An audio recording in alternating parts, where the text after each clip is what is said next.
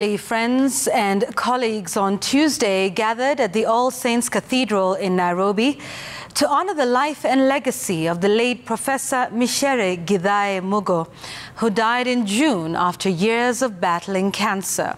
The memorial service was attended by scholars, dignitaries, and the political class. The late professor was hailed as an innate scholar whose contributions to the world of literature and human rights were immeasurable. Ben Kirui attended the memorial service and filed the following story.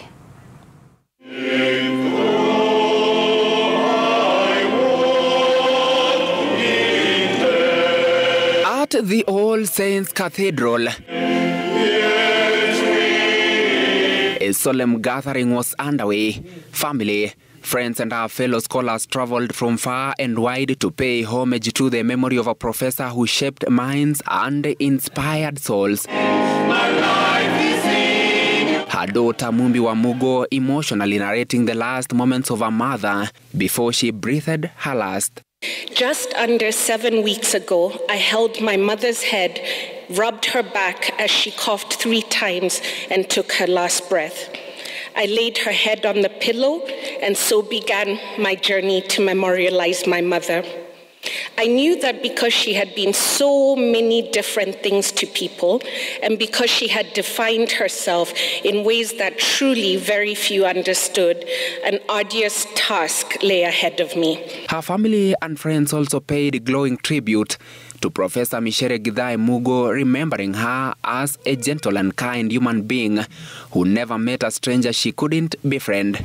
Her nurturing spirit and indomitable will touched communities and institutions worldwide, resulting in numerous prestigious awards.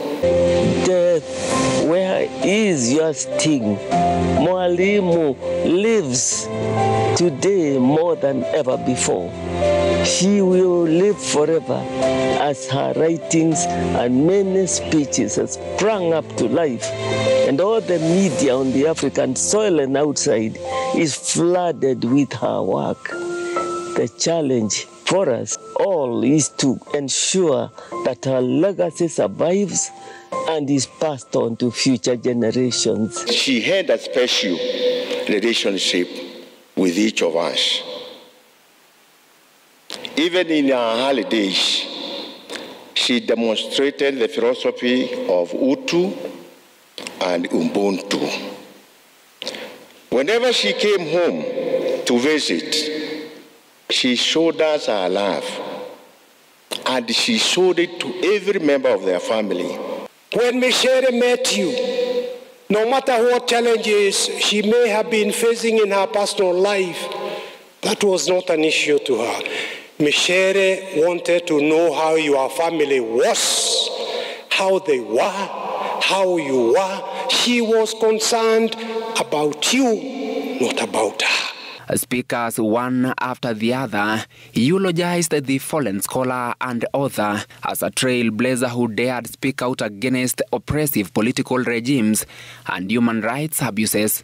Micere with other intellectuals there, they are the ones who gave birth to the concept, to the idea that leaders must be held accountable by those who elected them. The late Professor Micere Githae Mugo was a woman of many firsts. She rose through the ranks to become the first woman dean in the country at the Faculty of Arts, University of Nairobi. Her fierce criticism of the government resulted in her leaving her post and going into exile in 1982. That same year, President Jomo Kenyatta died and was succeeded by his vice president then, Daniel Arap Moi. Now the new government quickly turned a nightmare for her. Micere and several other of her colleagues, as well as those involved in students' politics, were in big trouble.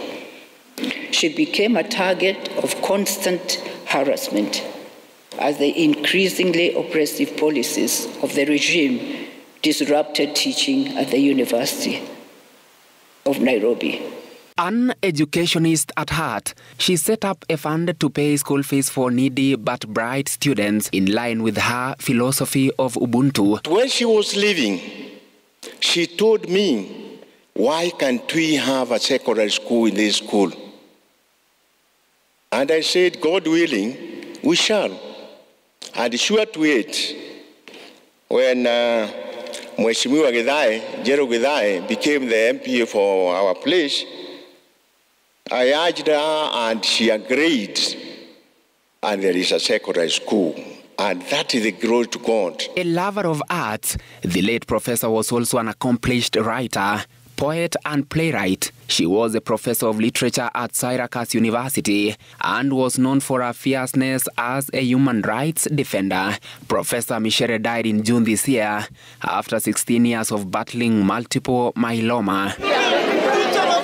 As the emotional service concludes, Professor Micere has been honored as a distinguished figure who left an indelible mark on both academia and the world of poetry. Her final journey will be held in Baricho Kareria village in Kirinyaga County on Wednesday. Ben Kiroi, Citizen TV, Nairobi.